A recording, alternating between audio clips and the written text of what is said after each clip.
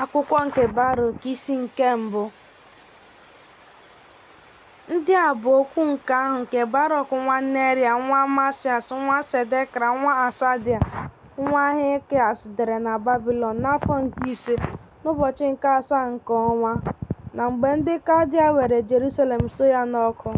Baruk wee gụọ n'akwụkwọ nke okwu nke eze Juda n'ọnụ ndị Izrel niile ndị biri n'akwụkwọ ahụ, na n'ọnụ ndị dike na ndị eze, na ntị ndị okenye, na n'ọnụ ndị Izrel niile, site n'onye nta wee ruo n'onye ukwu, ndị bi na Babilọn n'akụkụ osimiri Sud. Ha wee kwaa akwa abụọ ọnụ, kpeekwa ekpere n'ihu Jehova. Ha wee mekwara nchịkọta ego dịka ike niile ọbụla si dị. Ha wee zigara na Jerusalem jekwuru Joakim bụ onyeisi nchụaja. Hilkias nwa Salum zigakwara ndị nchụaja, zigakwara ndị niile ha hụtara n'aka ya na Jerusalem.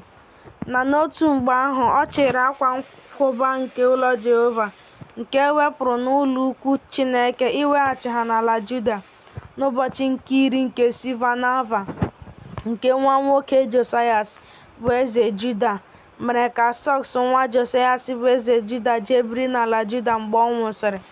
Jekonaya bụ ndị isi, na ndị e mere ka ha jee biri n'ala ọzọ, na ndị dike, na ndị ala ahụ si na Jerusalem mee ka ha bịa na Babilọn.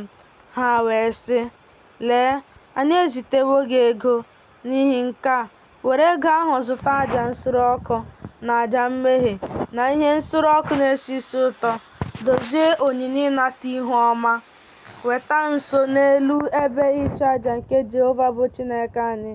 Kpeekwanụ ekpere banyere ndụ Nebukadneza bụ eze Babilọn, na banyere ndụ Baltaza bụ nwa ya, ka ụbọchị ha wee dị ka ụbọchị eluigwe n'elu ụwa. Onyenwe ga-enye anyị ume na ìhè n'anya. Anyị ga-ebi n'okpuru onyinyo nke Nebukadneza bụ eze Babilọn, n'okpuru onyinyo nke Baltaza nwa ya, na anyị ga na-ejere ha ozi ọtụtụ ụbọchị. Sale nweta amara n'ihu ha. Kperekwanụ ekpere banyere anyị Jehova bụ Chineke anyị, n'ihi na anyị emehiewo megide Jehova bụ Chineke anyị. Ruo taa ka iwe Jehova na ọnụma ya esighị n'ebe anyị nọ chigharịa. Ị ga-agụkwa akwụkwọ a nke anyị zigara gị, ka i wee kwupụta n'ụlọ Jehova n'ụbọchị emume na n'ụbọchị mkpọkọta nso, ka ị ga-asị, Jehova nwee ezi omume, ma Onyenwe anyị ka anyị nwee ihu ya. Bụkwa taa ka ndị dịrị ndị Juda, dịkwara ndị bi na Jerusalem, dịrị ndị eze anyị, dịkwara ndị isi anyị, dịkwara ndị nchụaja anyị, dịkwara ndị amụma anyị na nna nna anyị ha.